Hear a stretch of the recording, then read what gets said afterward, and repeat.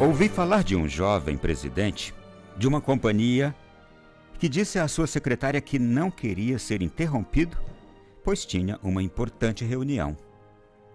Um dos membros da diretoria veio até a secretária e lhe disse: "Eu gostaria de falar com o Sr. Jones." A secretária imediatamente respondeu: "Sinto muito, senhor, mas ele não pode ser interrompido. Está em uma importante reunião." O diretor ficou muito irritado. Abriu a porta com violência e deparou com o presidente de toda a corporação ajoelhado em oração. Gentilmente, fechou a porta e perguntou à secretária: "Isso acontece sempre?" "Sim, todas as manhãs", respondeu a secretária. "Não é de admirar que eu tenha vindo procurá-lo para lhe pedir um conselho", exclamou o diretor, todo sem graça.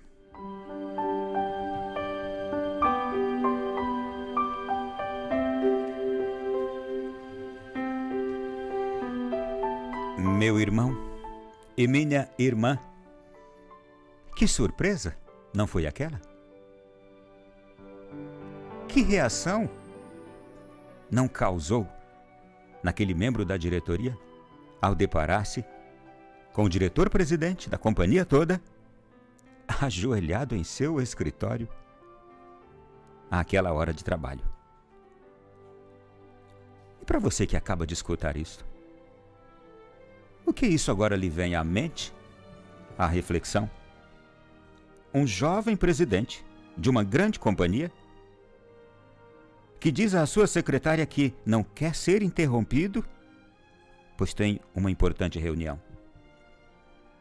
E a secretária firmemente, lealmente, cumprindo ordem, diz isto a um dos membros da diretoria que chega lá querendo falar com o presidente. E ela então repete exatamente o que ele lhe pediu. Ele não pode ser interrompido. Está em uma importante reunião. O diretor, imagino agora, irritado e abusado, abre a porta com violência e se depara com o presidente de toda aquela corporação ajoelhado em oração. Você sabe que nós somos mundanos e é bem capaz de ter passado agora na nossa mente uma outra imagem, provavelmente daquele presidente da companhia fazendo alguma outra coisa errada. Porque a mente mundana, como a minha, como a sua, facilmente inclina-se para o mal. A propósito, eu hoje estava inclusive preparando aqui para o nosso programa uma reflexão dessa natureza. O que é que nos inclina para o mal? Por que que temos tendência à inclinação do mal? É porque, na maioria das vezes, nós estamos circundados desse mal. O ambiente em que a gente vive e convive está ali, contaminado, assim como um ar contaminado. Um ar com mau odor, ele consegue fazer com que todos o sintam daquela forma. Assim também, um ambiente impuro, malicioso, um ambiente raivoso, pesado, mal-humorado, ele também nos leva a essa inclinação. Mas hoje, provavelmente, nós também fomos surpreendidos com o que acabamos de escutar. E eu gostaria muito de aplaudir agora com o coração.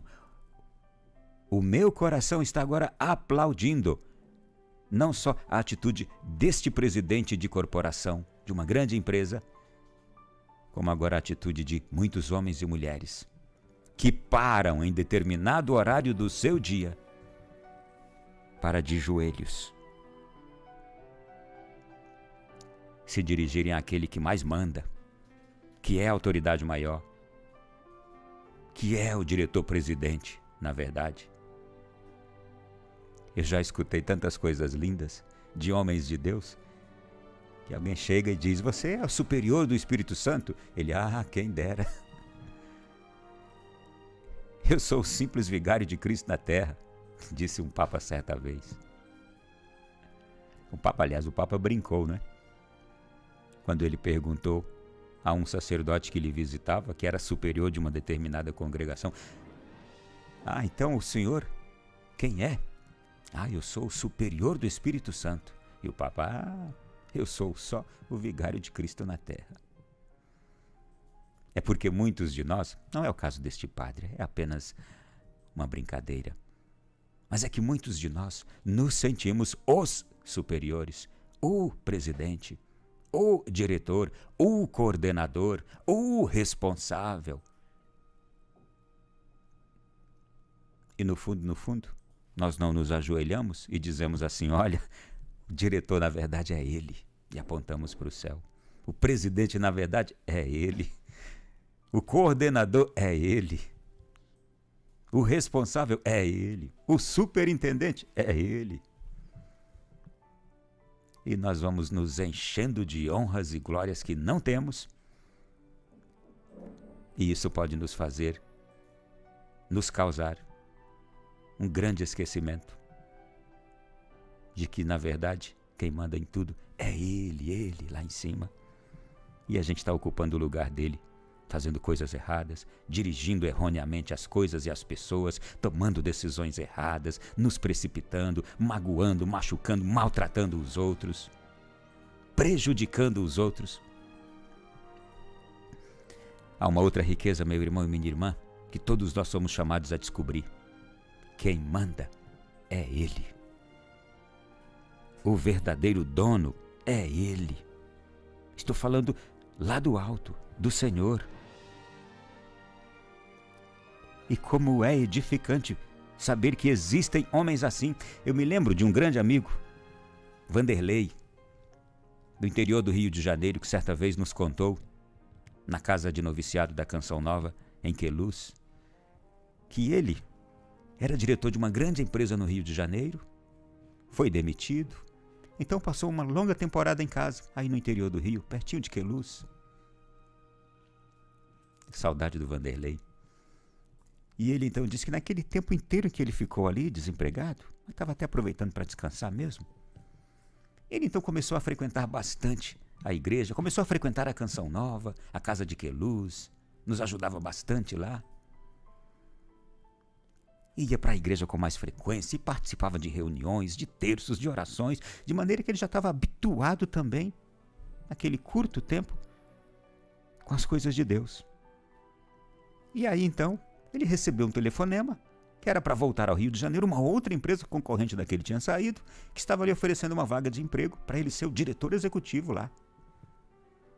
E aí ele disse que quando ele chega estão todos os outros diretores, o presidente da empresa, ele não conhecia ninguém, então ele é chamado para a sala de reuniões. Quando ele entra, aí o diretor-presidente apresenta cada um dos que estão lá, todos de pé ainda, ele ainda de pé, vai lá, cumprimenta cada um, e aí então todos pedem para se sentar. Na hora que o presidente pede para todos se sentarem, o próprio presidente diz assim: vamos começar a nossa reunião? Aí ele, que já estava tão habituado com as reuniões de igreja, as nossas reuniões que a gente faz cotidianamente na paróquia, nos nossos grupos, de casais, sei lá.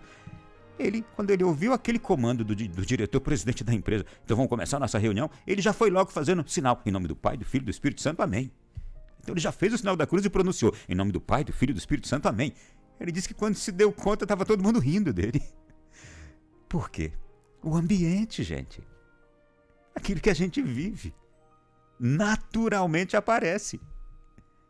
Então, ele ali, e ele contou pra gente aquilo rindo muito, que ele passou por aquele momento de um bom vexame, porque todos os diretores daquela empresa, que ele não conhecia ninguém, quando viram fazer o sinal da cruz e pronunciar em nome do Pai, do Filho e do Espírito Santo, amém, todos olharam para ele com uma certa surpresa, admiração, ou sei lá. Mas é o ambiente, é o que a gente vive. Isto é muito bom. E é isso que precisa acontecer, enchermos-nos das coisas boas, das coisas de Deus. Eu podia lembrar aqui um outro episódio interessante, que demonstra essa nossa riqueza interior. O que é rico, o que é bom em nós está dentro. E a gente precisa mostrar isso para os outros. Tinha um mendigo, estava sempre pedindo esmola pelas ruas, aquela roupa rasgada, pés descalços, aquilo que chamava a atenção. Ele andava assim meio que caindo os pedaços pela rua. Quem olhava para aquele homem dizia: meu Deus, é uma ruína em decomposição esse homem. E aí aquele mendigo morre e mais tarde a prefeitura municipal resolveu fazer uma construção justamente no lugar onde ele morava. Era uma casa velha também, toda cheia de rachaduras, uma coisa de aparência muito ruim. Então a prefeitura resolve fazer uma construção justamente para derrubar aquela casa velha onde morava aquele mendigo antigamente. As pessoas da cidade sabiam. E ali, gente, abriram um buraco muito fundo no chão daquela residência velha do mendigo. Sabe o que encontraram? Um pote de dinheiro, de ouro e de prata, debaixo daquela casa velha onde aquele homem morava. Aquele mendigo era o homem mais rico daquela cidade e não sabia. Aquele mendigo. Quem é esse mendigo? Se pensarmos hoje em nós, no mundo, e imaginarmos as coisas ricas que nós carregamos em nós, mas que a gente vive como essa pessoa que dá dó, caindo aos pedaços, de aparência ruim, em estado de putrefação, porque tem muitos de nós, assim como muitos mendigos que andam pelas ruas com machucaduras, com partes do corpo em estado de putrefação, despertando dó dos outros, misericórdia. Se nós olharmos, gente, para o nosso temperamento, para a nossa personalidade, para o nosso jeito de ser, provavelmente nós vamos nos sentir, analisando, a partir dessa reflexão de hoje, nós vamos nos sentir como esse mendigo. Somos a pessoa mais rica da nossa família, da nossa cidade, da face da terra. E vivemos assim em estado de penúria. Em estado de penúria. Aquele homem era o homem mais rico da cidade, mas era o mendigo que despertava piedade de todo mundo. Mas ele não sabia. Cada um de nós tem dentro de si uma riqueza imensa. Será que todos sabemos disso? O Dr. Eloadi chegou aqui ontem no programa. Antes de entrar no programa, eu vou deixar que ele conte isso depois com detalhes. Mas ele chegou em lágrimas. Antes de entrar aqui no programa, ele estava contando ali na sala de produção para as meninas. Ele tinha acabado de ser maltratado na frente de um supermercado aqui em Brasília por uma jovem, porque ele entrou numa vaga de estacionamento e não percebeu que aquela jovem estava esperando por aquela vaga e ele passou e entrou sem perceber. E quando ele entra, a jovem sai do carro dela, gritando com o dedo em riste na cara dele, agressivamente, parecendo uma leoa que ia devorá-lo ali vivo. E ele perdeu a reação total, tamanha a agressividade daquela moça. O estado de putrefação da alma, gente, de muitos de nós, é terrível. E a gente esquece a riqueza que tem dentro. Quanta gente estúpida, ignorante, grosseira, raivosa, vingativa, com iracidade. Ira, o sentimento da ira, que não consegue controlar. É esse mendigo. É essa pessoa aqui, com a alma podre, e que não sabe que carrega a maior de todas as riquezas dentro de si, o Espírito Santo de Deus, e que não sabe que dá para aproveitar a vida, viver a vida, causando surpresa nas pessoas, como esse diretor de empresa, como este homem aqui. O presidente da empresa, pego de joelhos, rezando no seu escritório por um diretor que entrou avassaladoramente, com raivinha, achando que não estava sendo atendido pelo presidente da empresa, porque o presidente estava com vontadinha de não recebê-lo. E não era. Ele tinha um compromisso com Deus. Quem está com a alma podre também pode marcar um compromisso com Deus, viu? Você que está me ouvindo aí, se estiver com a alma podre, marque um compromisso com Deus.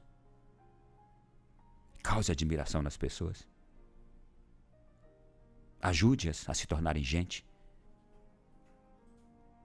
Tire muitos da mendicância da alma, que vivem como mendigos, em estado de apodrecimento, putrefação.